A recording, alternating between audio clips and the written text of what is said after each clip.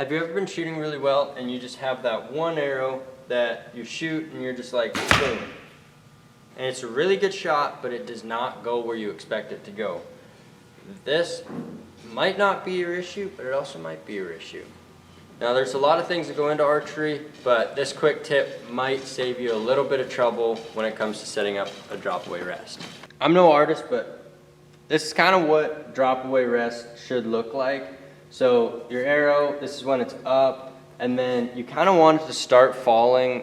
I mean, I use 10% in front of the middle of the arrow.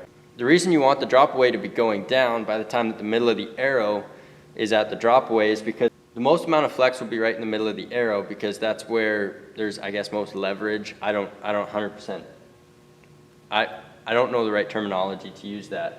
That's why you want the drop-away to be dropping before the middle of the arrow gets there, so that there's no ping off of the rest. It doesn't bounce, it doesn't go high, which sometimes when your rest is dropping too slow, that can be quite an issue because the arrow is still traveling along. So as the arrow's flexing, it'll still be bouncing off the rest. Could go high, could go right, could go wherever it could go. So that's why this is kind of the ultimate diagram, and it also means that you're not going to have any fletching contact. Now you want the drop away to be basically like, I want it to be all the way down by the time 3/4 of the shaft is already gone.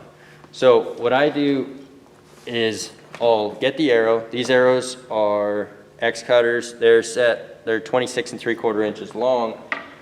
And if you can see right there, I've got two marks, one right here and one right here.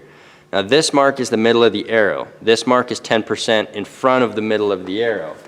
Now the best thing that I've found is when you draw back, so when you let down, you want that to start dropping at about 10%. You can kind of see my rest is moving a little bit at 10% and is probably halfway down by halfway through the arrow and all the way down by the time 3/4 of the arrow is there. That to me gives me the most forgiving setup that I can get. That way there's no fletching contact whatsoever. There's no,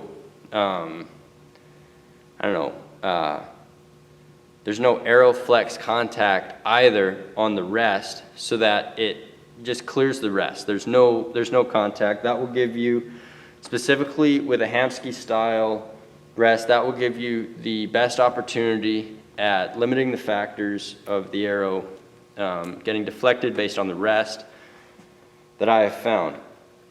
Now one other thing, I got that mostly from Tim Gillingham. I kind of figured that out before, but I didn't really confirm it until he started talking about it.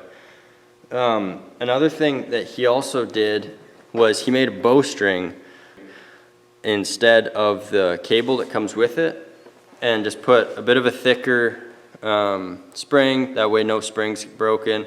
With the Matthews, I mean, to get the drop away to work better, it's easier to run the cable further down on the limb, because the Matthews pulls, because of the beyond parallel limbs, the Matthews pulls directly down on the rest, which means you could have a lot of tension on this string and on this spring if you run it right out in the back.